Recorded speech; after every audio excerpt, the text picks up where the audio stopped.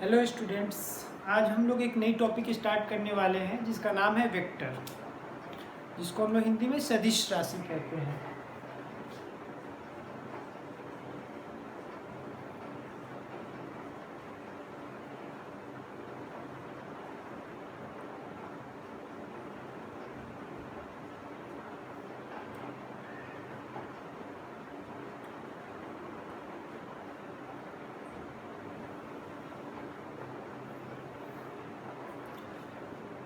Vector quantities यानी सदिश राशि, जैसा कि नेम से हम लोग देखते हैं कि सदिश यानी कि इसमें दिशा भी होता है, डायरेक्शन। अभी तक हम लोग सिर्फ और सिर्फ मैग्नीट्यूड की बात कर रहे थे, जैसे किसी बच्चे की लंबाई 5 मीटर है या किसी की स्पीड 3 मीटर प्रति सेकंड है, बट डायरेक्शन की बात नहीं करते थे। लेकिन अब हम लोग डायरेक्शन की भी बात करेंगे, जैसे कि कोई पिंड, कोई एक पर्टिकुलर बॉडी, कोई भी बॉडी मूव कर रही है उस 30 मीटर प्रति सेकंड से, और किस डायरेक्शन में मूव कर रही है इसकी भी हम लोग अब जिक्र करेंगे। जैसे कि 30 मीटर प्रति सेकंड नॉर्थ डायरेक्शन या 30 मीटर प्रति सेकंड ईस्ट डायरेक्शन। तो डायरेक्शन की वजह से बॉडी का डिस्प्लेसमेंट चेंज हो जाएगा। अगर हम लोग नॉर्थ की बात कर रहे हैं तो अगर किसी बच्चे को, कोई बच्चा 30 मीटर प्रति सेकंड से विद्यालय जा रहा है और उसका विद्यालय नॉर्थ दिशा में पड़ता है, तो 30 मीटर प्रति सेकंड से अगर जा रहा है तो वो विद्यालय पहुंच जाएगा। लेकिन नॉर्थ की जगह पे वह 30 मीटर प्रति सेकंड से अगर ईस्ट डायरेक्शन में चलने लगा और ईस्ट डायरेक्शन में कोई मार्केट है, मार्केट प्लेस है, तो वो विद्यालय की जगह पे किसी मार्केट प्लेस पे पहुंच जाएगा। यानी कि अगर डायरेक्शन चेंज कर दिया जाए और सिर्फ मैग्नीट्यूड रखा जाए तो हमारे परिणाम में, रिजल्टेंट में चेंज आ जाएगा। हमें जहाँ पहुँचना चाहिए, जो रिजल्टेंट हमें मिलनी चाहिए, वो ना मिल के कुछ और मिल जाएगा। इसलिए डायरेक्शन काफ़ी मैटर करता है कुछ क्वांटिटीज़ में। लेकिन वही कुछ क्वांटिटीज़ होती है जहाँ पे डायरेक्शन का कोई यूज़ नहीं होता है। जैसे कोई कहता है मैंने 5 जूल ऑफ वर्क किया, तो वर्क किस दिशा में किया इससे कोई मैटर नहीं करता, उसने बस 5 जूल वर्क किया है, वो मायने रखता है। या फिर कोई कहता है कि मेरा वजन 50 kg है, तो वजन में या मास, वजन नहीं, वेट जो है वो वेक्टर क्वांटिटी हो जाएगा, क्योंकि वो डायरेक्शन होता है। वेट का डायरेक्शन हम लोग नीचे की डायरेक्शन में होता है, gravity in the direction of, जिस डायरेक्शन में ग्रेविटेशनल फोर्स लग रहा होता है उस डायरेक्शन में लोग वेट देखते हैं। लेकिन अगर मास की बात करें तो मास 50 kg का 50 kg ही रहेगा, किसी भी दिशा में जाए। तो मास के लिए हम लोग दिशा की बात नहीं करते हैं, वो स्केलर क्वांटिटी है। तो दो तरह की क्वांटिटीज होती है, एक होता है वेक्टर क्वांटिटी और एक होता है स्केलर क्वांटिटी। वेक्टर क्वांटिटीज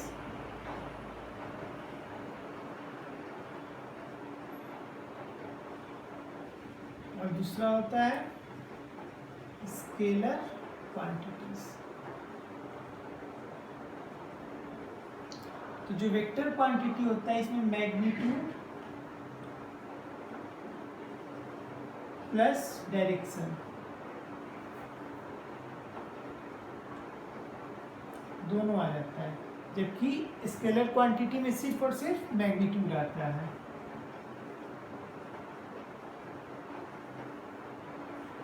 तो चूंकि वेक्टर क्वांटिटीज जो है वो दो चीज़ों को कैरी कर रहा होता है, एक तो मैग्नीट्यूड और दूसरा डायरेक्शन।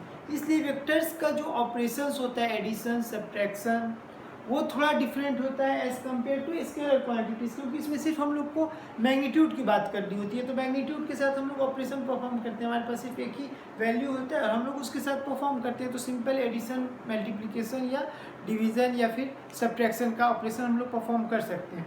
लेकिन यहाँ पे वेक्टर क्वांटिटीज़ में डायरेक्शन भी आ जाता है, तो इसके लिए हम लोग को कुछ रूल्स को फॉलो करना पड़ता है। इसलिए इस चैप्टर में हम लोग इसके लिए एक अलग चैप्टर ही बना दिया गया है कि क्या क्या रूल्स फॉलो किए जा सकते हैं वेक्टर्स के साथ ऑपरेशन करने के लिए।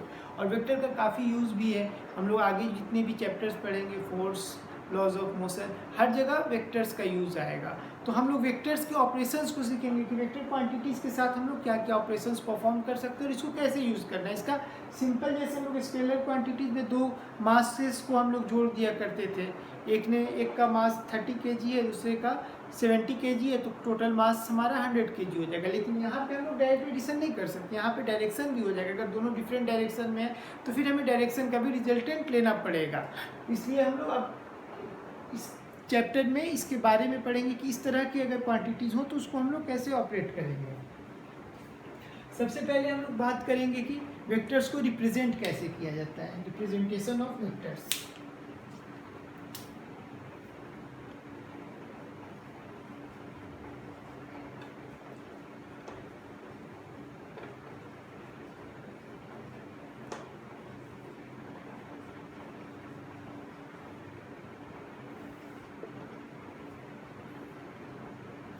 वेक्टर्स में अगर हम लोग डायरेक्शन प्लस मैग्नीट्यूड दोनों को रिप्रेजेंट करना है तो उसको हम लोग ऐसे रिप्रेजेंट कर सकते हैं। ए वेक्टर, किसी एक वेक्टर ए की बात कर रहे हैं या किसी हम फोर्स वेक्टर की बात कर रहे हैं तो फोर्स को हम लोग एफ वेक्टर से रिप्रेजेंट करेंगे। ये वाला जो रिप्रेजेंटेशन है वो बता रहा है कि इस वैल्यू के साथ इसका डायरेक्शन भी है और इसका मैग्नीट्यूड भी है, ये दोनों को कंटेन करता है। मैग्नीट्यूड प्लस डायरेक्शन बोथ, ये रिप्रेजेंटेशन, ये ए और उसके ऊपर एक एरो डाल दिया जाता है तो ये मैग्नीट्यूड प्लस डायरेक्शन दोनों को रिप्रेजेंट करता है। लेकिन अगर वही हम लोग ऐसे मॉड ए या मॉड एफ से ऐसे रिप्रेजेंट करेंगे तो ये सिर्फ और सिर्फ उस वेक्टर का मैग्नीट्यूड बताता है, ये सिर्फ मैग्नीट्यूड बताता है। तो वेक्टर क्वांटिटीज को दो तरह से हम लोग रिप्रेजेंट करते हैं। पहला ये वाला रिप्रेजेंटेशन है जो मैग्नीट्यूड और डायरेक्शन दोनों को बता रहा होता है, और दूसरा रिप्रेजेंटेशन सिर्फ और सिर्फ मैग्नीट्यूड्स को बताता है। तो वेक्टर के रिप्रेजेंटेशन को आप लोग देख लेना, दो तरह से हम लोग रिप्रेजेंट कर सकते हैं। इसके आगे हम लोग पढ़ेंगे कि टाइप्स ऑफ वेक्टर्स, वेक्टर्स कितने प्रकार के होते हैं।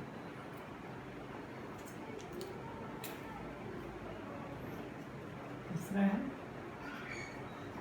Types of vectors.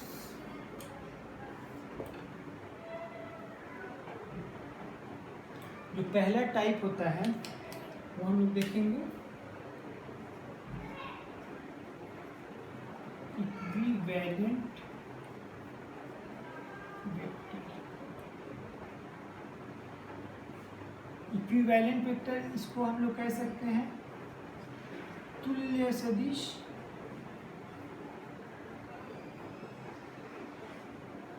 या समान सदिश।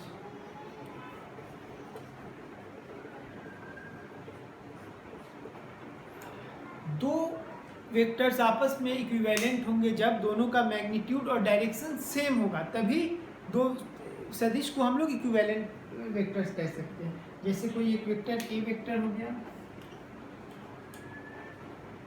और ये वेक्टर बी वेक्टर हो गया, दोनों का मैग्नीट्यूड अगर सेम है दोनों का, तो if mod of A equals to mod of B and direction of A is same as direction of B vector और बी, अगर ये दो कंडीशन को सेटिस्फाई कर रहा है कोई दो वेक्टर या तीन वेक्टर, तो वे सारे वेक्टर्स आपस में इक्विवेलेंट वेक्टर कहलाएंगे।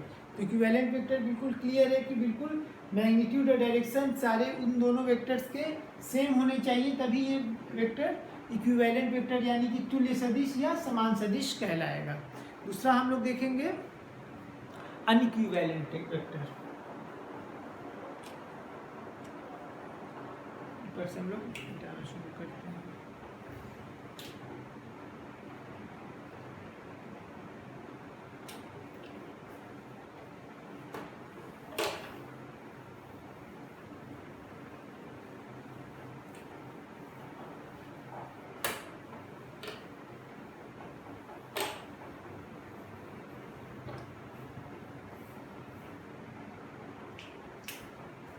दूसरा टाइप हो जाएगा अनइक्विवेलेंट वेक्टर,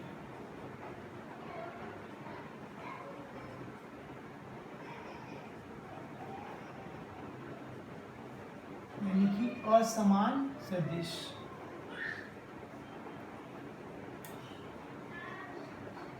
असमान सदिश का मतलब हुआ वेक्टर का कोई भी एटलीस्ट कोई भी एक क्वांटिटी या तो डायरेक्शन या फिर उसका मैग्नीट्यूड डिफरेंट होना चाहिए, तभी वो असमान सदिश होगा। ये अगर दोनों है तब तो वो ऑलरेडी डिफरेंट है, लेकिन अगर मान लेते हैं दोनों वेक्टर्स का मैग्नीट्यूड सेम है लेकिन डायरेक्शन डिफरेंट है, तो भी वो अनइक्विवेलेंट वेक्टर ही कहलाएगा।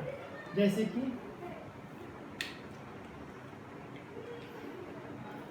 ए वेक्टर है, ए वेक्टर का मैग्नीट्यूड और बी वेक्टर का मैग्नीट्यूड, ए वेक्टर का मैग्नीट्यूड और बी वेक्टर का मैग्नीट्यूड में mod of A equals to mod of B, लेकिन direction of A is not equals to, but direction of A vector is not same as direction of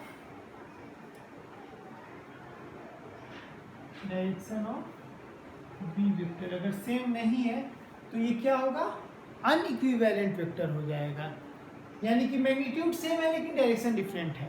और दूसरा case ये हो सकता है कि दोनों का डायरेक्शन सेम है लेकिन मैग्नीट्यूड डिफरेंट है। ये ए वेक्टर हो गया, ये बी वेक्टर हो गया, डायरेक्शन सेम है। ये केस 1 हो गया, ये ए पार्ट हो गया, ये बी पार्ट, केस 1 केस 2। इसमें क्या हो रहा है, magnitude of A is not equal to magnitude of B, लेकिन डायरेक्शन सेम है, बट डायरेक्शन इज सेम, तो भी ये क्या होगा, unequivalent vector, but direction is same. इस केस में भी ये अनइक्विवेलेंट ही होगा, तो ये वेक्टर क्या कहलाएगा, ये कहलाएगा अनइक्विवेलेंट। इस केस में भी क्या है, अनइक्विवेलेंट। और एक थर्ड केस होगा जिसमें ना डायरेक्शन सेम होगा ना मैग्नीट्यूड सेम होगा, दोनों ही डिफरेंट होंगे, तो भी वो अनइक्विवेलेंट केस होगा। तो कोई भी एक पॉसिबिलिटी हो सकती है किसी वेक्टर को अनइक्विवेलेंट के लिए। सी केस में क्या हो जाएगा, डायरेक्शन भी अलग है और मैग्नीट्यूड भी अलग है। A is not, mod of A is not equal to mod of B, and direction of A is not equal to, is not same as direction of B. इस केस में भी अनइक्विवेलेंट हो जाएगा। तो ये तीनों केसेस में अनइक्विवेलेंट वेक्टर हो जाएगा। इसके बाद हम लोग तीसरा टाइप पढ़ेंगे, नेगेटिव वेक्टर। थर्ड टाइप हो जाएगा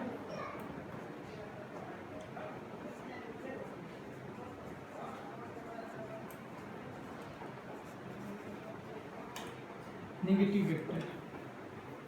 कोई वेक्टर किसी वेक्टर का नेगेटिव कब हो सकता है, जब मैग्नीट्यूड सेम हो लेकिन डायरेक्शन अपोजिट हो जाए, तो दो वेक्टर्स आपस में एक दूसरे के नेगेटिव होंगे। जैसे कि ये वेक्टर ए वेक्टर है और दूसरा बी वेक्टर, सेम मैग्नीट्यूड है, बट हम लोग देख सकते हैं कि डायरेक्शन दोनों का अपोजिट है, तो क्या हो जाएगा, ए वेक्टर इक्वल टू हो जाएगा minus of B vector, direction की वजह से।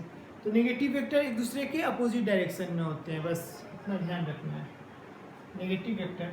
चौथा टाइप जो होता है वेक्टर का, वो होता है यूनिट वेक्टर।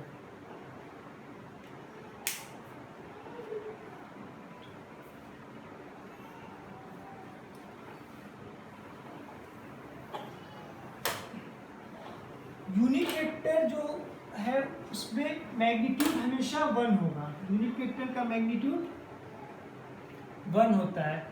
इसका यूज सिर्फ और सिर्फ डायरेक्शन बताने के लिए होता है यूनिट वेक्टर का। यूनिट वेक्टर को हम लोग एकांक सदिश कहते हैं हिंदी में। चौथा 4 हो गया, पांचवा point unit vector.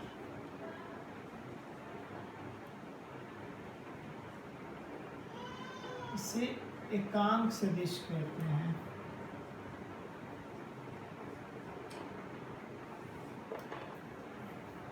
Unit vector का काम होता है, it represents its magnitude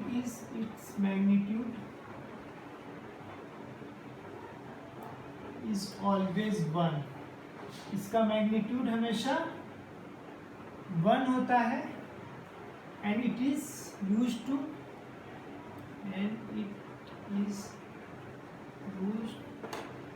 represent direction. और ये डायरेक्शन को रिप्रेजेंट करने के लिए यूज होता है। इसका मैग्नीट्यूड हमेशा 1 होता है। जैसे कि हम लोग कोई वेक्टर है वो x डायरेक्शन को रिप्रेजेंट कर रहा है, x दिशा में कोई वेक्टर x डायरेक्शन को रिप्रेजेंट कर रहा है जिसका मैग्नीट्यूड 1 है। कोई भी एक वेक्टर a वेक्टर है, इसका मैग्नीट्यूड 1 है और ये x डायरेक्शन को रिप्रेजेंट कर रहा है, तो हम लोग क्या कहेंगे कि ये x डायरेक्शन में एक यूनिट को दिखा रहा है, एक यूनिट x डायरेक्शन में दिखा रहा है, या एक यूनिट y डायरेक्शन में दिखा रहा है, यानी y के डायरेक्शन को ये रिप्रेजेंट करता है। इसको हम लोग किसी भी वेक्टर के साथ मल्टीप्लाई करके उसके डायरेक्शन को बता सकते हैं। ए वेक्टर को, ए वेक्टर जैसे कि कोई एक वेक्टर है r वेक्टर एक वेक्टर है, मान लेते हैं कोई एक वेक्टर r है जिसका मैग्नीट्यूड